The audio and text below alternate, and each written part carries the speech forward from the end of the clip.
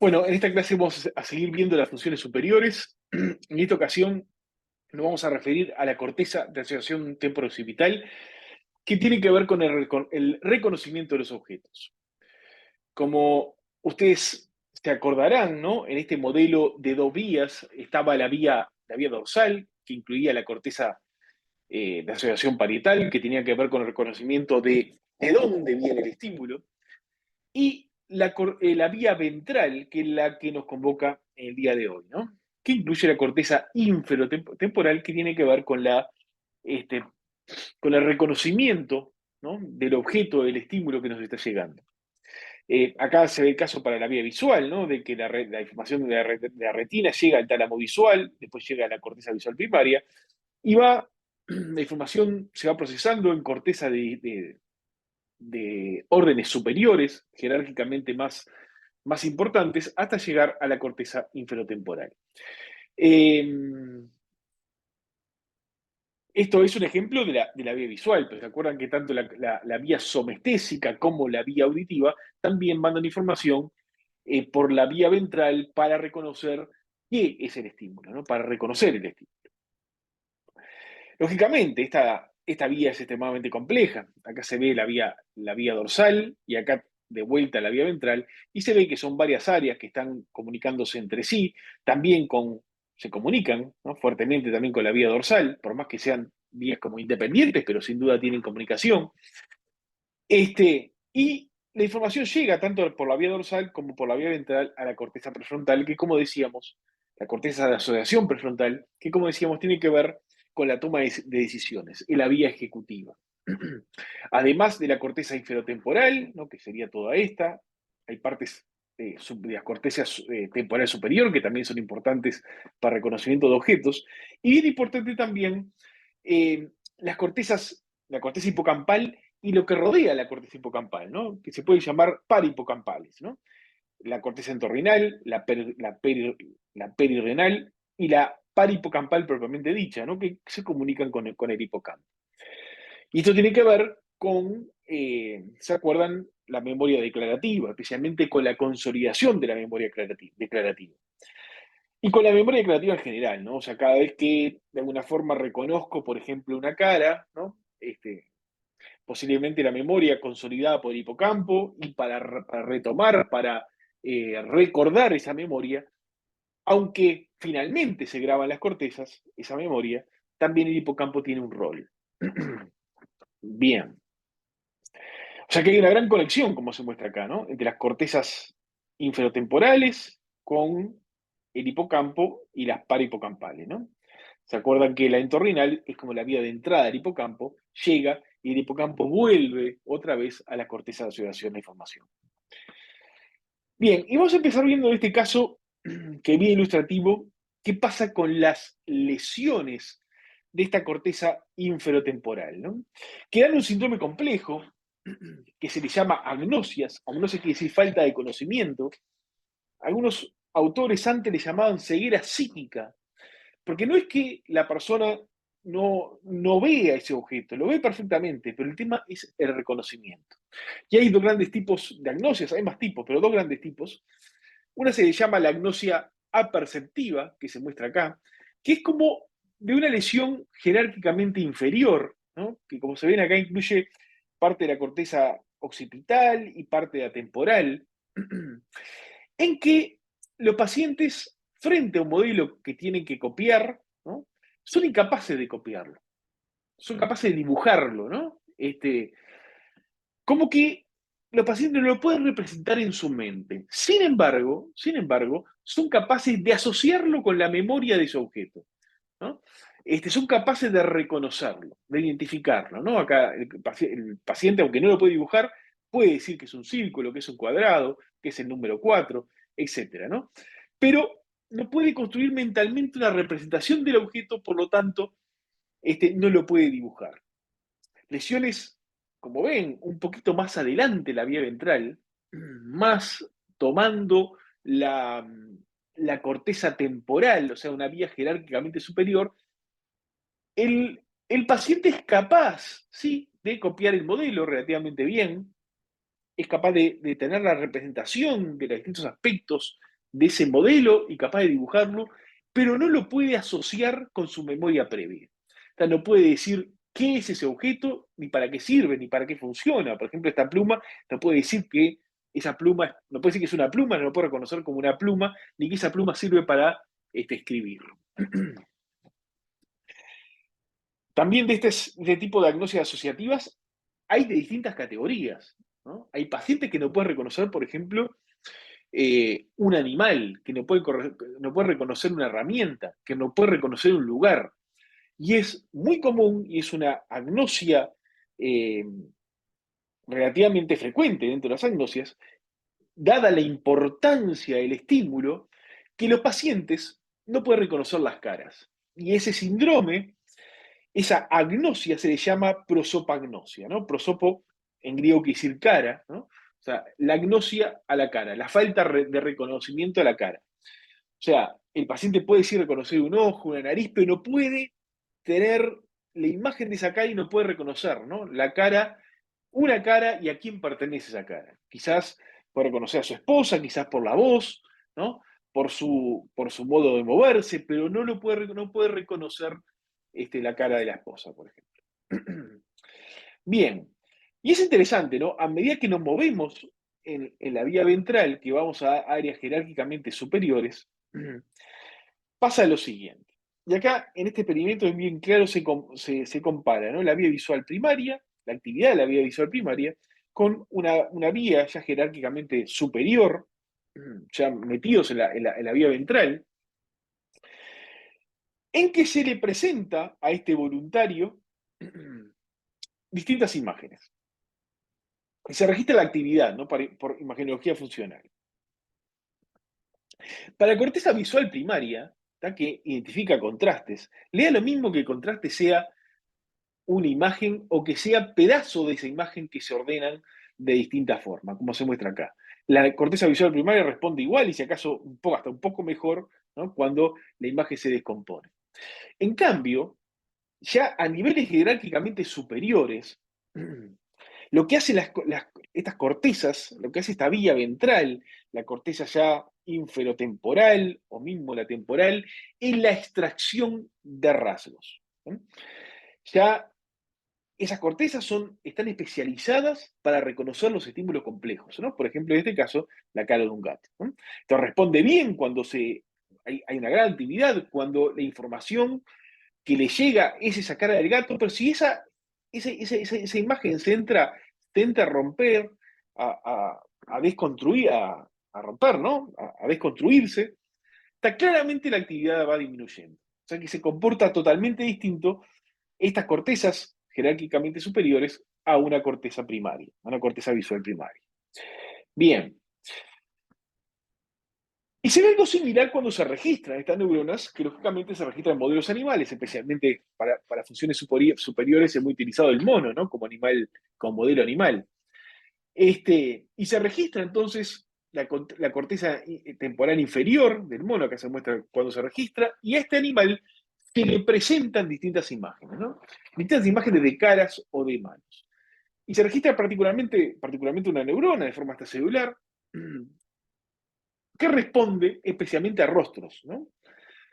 Y especialmente a rostros de monos. Ahora, es interesante que no importa el mono, si la imagen de esa cara del mono es de frente, como se muestra acá, la neurona responde muchísimo.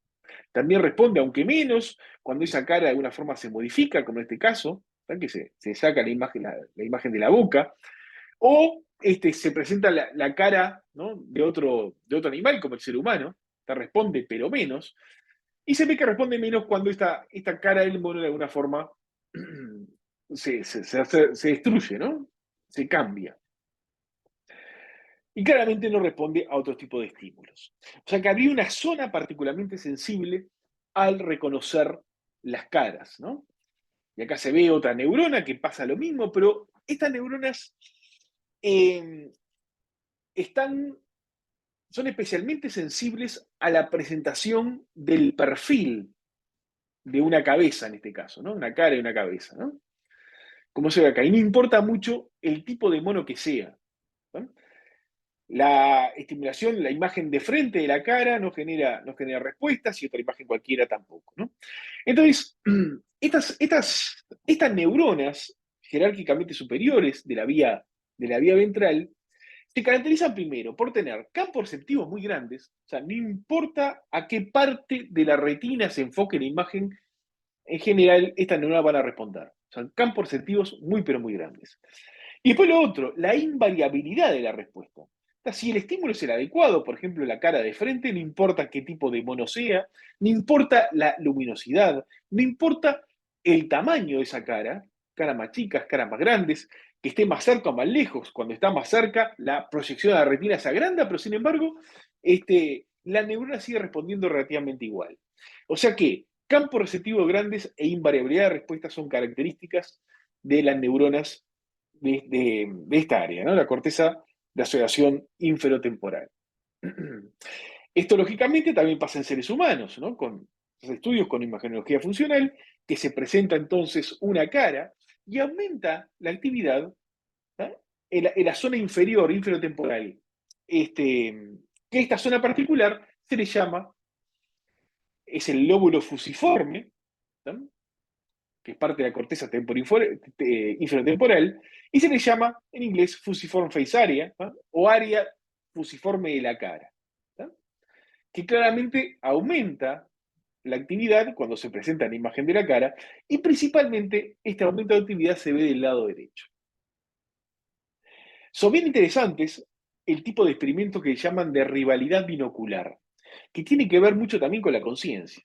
Fíjese qué interesante. Si a cualquiera de nosotros nos presentan una imagen de algo a un ojo y de otra cosa al otro ojo, no vemos una imagen compuesta como esta acá, sino que vemos por momentos, ¿m? La imagen presentada a un ojo y después, en otro momento, la imagen presentada al otro ojo. O sea, percibimos, aunque el estímulo es constante, que es la misma, eh, dos estímulos distintos a los dos ojos, ¿no? Lo que vamos percibiendo va variando en el tiempo. Percibimos una cosa, percibimos la otra. En este caso, el experimento es que se le presenta a un ojo una cara y al otro ojo una casa, ¿no? Y se activan zonas distintas. A pesar de que el estímulo es constante, la actividad cambia según lo que percibimos, ¿no? La actividad cognitiva cambia a pesar que el estímulo se mantiene constante. O sea, cuando percibimos la cara, se activa principalmente esta zona, ¿no? El área, la fusiform face area, ¿tá? El área del lóbulo, el área relacionada con la cara del lóbulo fusiforme. ¿Tá? En cambio, cuando se presenta la casa, hay un área parahipocampal que se llama área del lugar, parahipocampal, que responde en sí a localizaciones, responde a casas, responde a ese tipo de estímulos. Y acá se ve claramente, ¿no? Cuando el estímulo pasa de la casa a la cara, aumenta la actividad, ¿no? De la fusiform face area, ¿tá? Y disminuye la actividad de esta región parahipocampal, ¿tá? Pasa lo opuesto cuando estamos viendo la cara y empezamos a percibir, siempre el estímulo es constante, siempre el estímulo al mismo tiempo es cara y casa a un ojo o a otro, pero lo que percibimos va cambiando, ¿tá? Y cuando percibimos la casa, aumenta la actividad de la zona parahipocampal y disminuye la actividad del lóbulo fusiforme, ¿tá? Algo parecido, este experimento es a cuando vemos las dos caras y la copa, ¿no?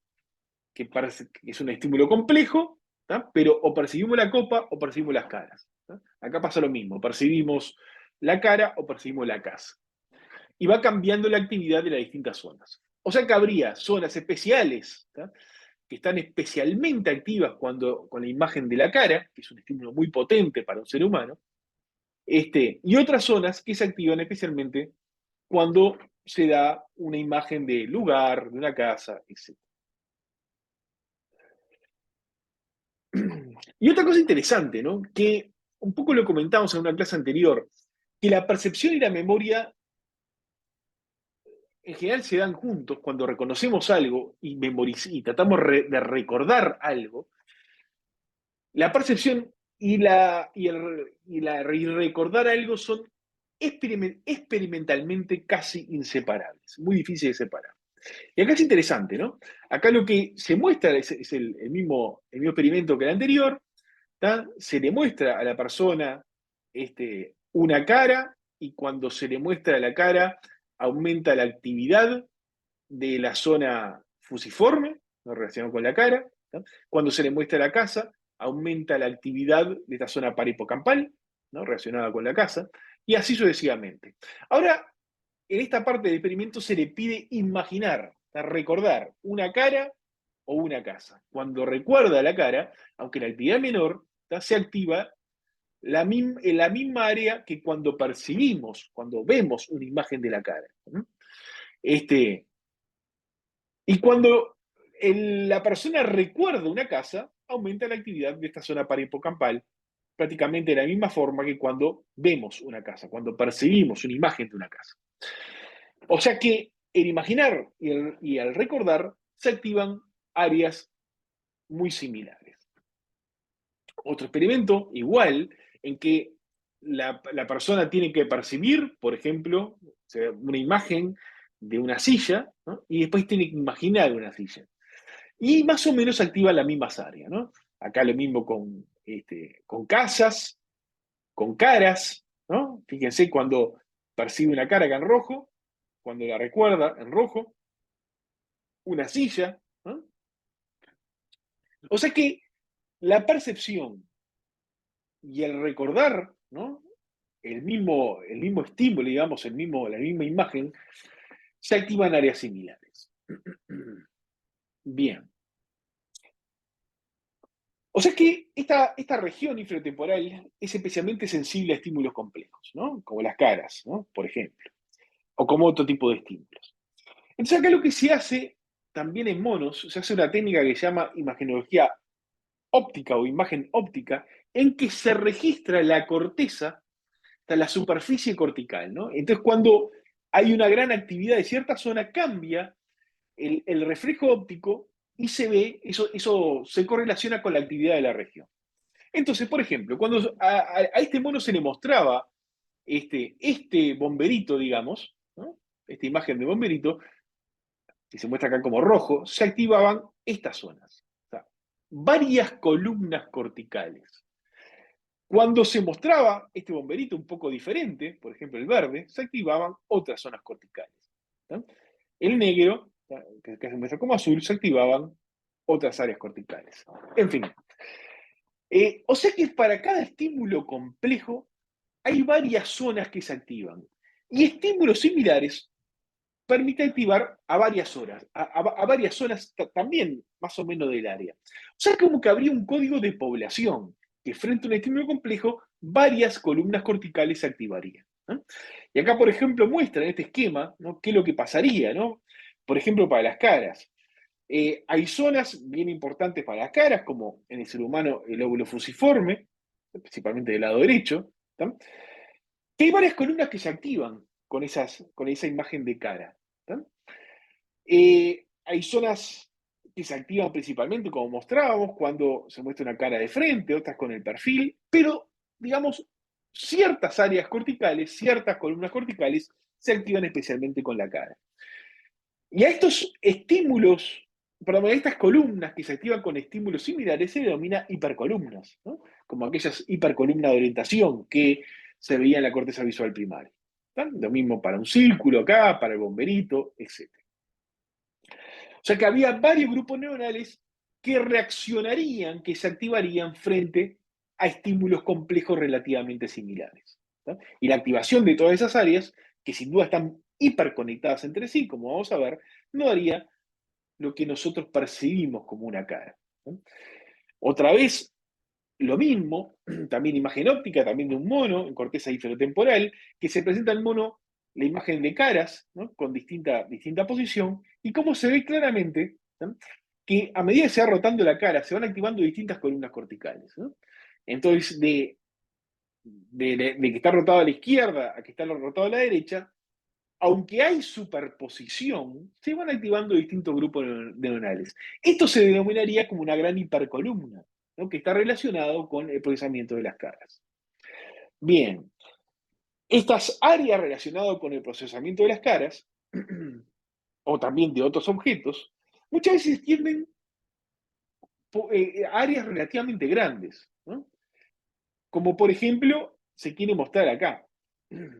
Se habla mucho, bueno, de, de lo que se llaman pequeñas redes que procesan, redes neuronales que procesan distintos elementos o distintas imágenes complejas. Especialmente las caras, ¿no? Que como decíamos, para el ser humano, para los primates, es un estímulo extremadamente fuerte, ¿no? Por ejemplo, acá hay varias áreas cuyo eh, estímulo principal, o sea, que responden principalmente a un estímulo de caras. Y que responden relativamente en forma distinta. Por ejemplo, a esta región, ML, que se registra acá, ¿sí? Responde principalmente, ¿sí?, a una cara de perfil. Esta región, AL, responde también a una cara de perfil, pero rotada hacia un lado o rotada hacia el otro lado. Y responde de forma similar, mientras que ML solo rotado hacia un lado solo. Sin embargo, AM, que recibe información de varias áreas, ¿sí?, no importa cómo se presente la cara, ¿sí?, que esa neurona va a responder. Es un ejemplo de la invariabilidad de la respuesta. Es un estímulo complejo, como decíamos, todas estas neuronas tienen campo receptivo muy grande, y no importa cómo se presente el estímulo, cómo se presente esa imagen. Si esa imagen, en este caso, representa una cara, no importa cómo se muestre, esa neurona va a responder de forma similar. Está la invariabilidad de respuesta, que tiene mucho que ver con la llamada constancia perceptual, que es una característica que tenemos nosotros, ¿no? O sea, no importa si la cara está más o menos iluminada, si está un poquito más hacia la derecha, más hacia la izquierda, nosotros vamos a seguir percibiendo esa misma cara, ¿no? En forma constante, ¿no? Constancia perceptual. Y eso es bien importante. Bien.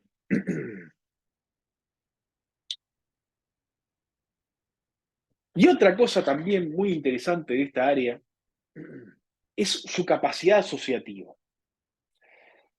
Fíjense qué interesante, ¿no? Hay neuronas, por ejemplo, que cuando se presenta en la imagen de un caballo, estas neuronas van a responder a ese caballo.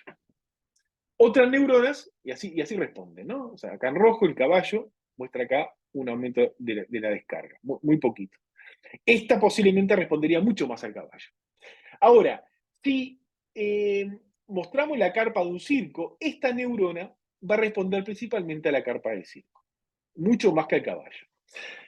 Ahora, si nosotros empezamos a asociar, ¿no? O sea, viendo la imagen del caballo en el circo, ¿no? Muchas veces, estas neuronas se empiezan a asociar el caballo con el circo. Y después de un tiempo, después de lo que se llama el aprendizaje asociativo, esto es antes y esto después, esta neurona que respondía principalmente o casi exclusivamente al circo, empieza a responder tanto al caballo como al circo.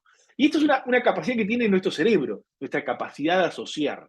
Y esta asociación se va de una forma a guardar, a consolidar, ¿tá?, en el hipocampo, ¿no? Que está en el lóbulo temporal medial, como se muestra acá. Es importante esto para consolidarse. O sea que nosotros vamos asociando elementos, ¿tá?, a medida que vamos aprendiendo. Y ya esta asociación se muestra en la descarga neuronal de la corteza inferotemporal, ¿tá? Esto después se va a consolidar, como decíamos, con el hipocampo, ¿no? El hipocampo es un circuito de reentrada. O sea que esta asociación después se va a guardar a nivel cortical, ¿no?, por mucho tiempo. Bien. Y hay cosas muy interesantes, ¿no? Que se pueden aprender de la patología. Por ejemplo, una patología o un síndrome que se llama síndrome de Charles-Bonnet. Charles-Bonnet, que en general ocurre cuando hay lesiones retinianas o de la vía visual temprana, ¿no? Por ejemplo, el nervio óptico. Entonces, estas personas muchas veces lo que tienen son alucinaciones visuales. ¿Y qué se ha visto? Que las alucinaciones visuales, cuando uno alucinaciones es percibir algo que en realidad no existe. Entonces, esas personas, mientras están teniendo alucinaciones, si se las estudia con una imagenología funcional, Se puede ver que ven que relacionados con esas alucinaciones hay activación de áreas corticales correspondientes. Por ejemplo, acá una persona que alucina con caras, como que ve caras, y es verdad, lo que se ve en la imagenología funcional es que se activan ciertas regiones del lóbulo fusiforme de la misma manera que cuando se presenta la imagen de una cara. De la misma manera que cuando uno recuerda una cara. O sea, cuando uno está alucinando, también se activa la misma región. Bien. Y ya un poco terminando con esta clase, que es un poquito más corta que las dos anteriores que vimos, es bien interesante que, como le decíamos, el percibir y el recordar están íntimamente relacionados. Pero no solo eso, sino imaginar escenarios futuros también está muy relacionado con la percepción y con los recuerdos. Acá, por ejemplo, en este experimento, frente a una clave, por ejemplo, la clave puede ser la playa, se le pide recordar un episodio pasado en la playa, ¿no? Acá dice, por ejemplo, cuando está caminando por la playa, o que imagine a partir de eso un escenario futuro. Lo interesante es que las áreas que se activan cuando uno está percibiendo, cuando uno está recordando o cuando uno está imaginando son relativamente similares. Por ejemplo, al recordar, al imaginar escenarios futuros, se activa esta corteza inferotemporal, ¿no? O temporal inferior, ¿no? Este, que tiene que ver mucho con el reconocer, recordar ciertos elementos. O sea que es interesante esta relación. Bueno, y creo que por ahora terminamos por acá y seguiremos ya en la próxima clase. Muchas gracias.